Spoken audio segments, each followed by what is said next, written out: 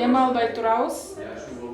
Анан бул трубочкага болгон ичиңиздеги демдин баарын үйлөйсүз. 31 май бүткүл дүйнөлүк чылымга каршы күрөшүү күнүндө уюштурулган акция Кыргыз Республикасынын президентинин Ысык Көл облусундагы ыйгарым укуктуу өкүлчүлүгүнүн кызматкерлеринин кант диабетинин өлчөмүн, кан басымын жана аппараттын жардамы менен истүү газдын өлчөмүн аныкташты.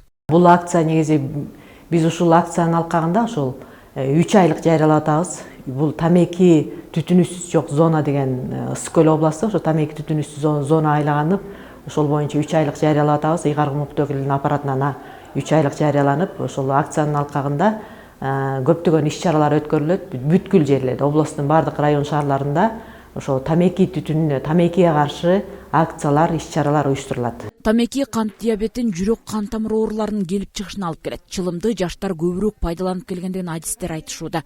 Ден соолукка зыян гана алып келген бул көнүмүш адаттан толук арылуу керектигин ак калаччандар эскертишет.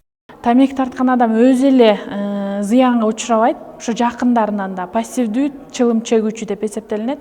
Эгерде тамеки тарткан адам өзү канчалык зыян алган болсо, жанындагы адамдар ошо 2 эсе көп зыян алат. Ошон үчүн мыйзамдын иштешин бардыгыбыз жапырт көзөмөлдөп, ошол эле коомдук жайларда, ошол эле эгерде көчөдө өтүп баратканда жаш жеткинчектер тамеки тартып аткан болсо, бардыгыбыз көңүл буруп ага менин балам эмес деп кайдыгер карабастанчы.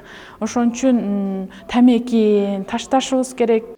Чылым чегүүдөн улам дүйнө жүзүндө ар бир 6 секунд сайын болжол менен бирден адам көз жумат.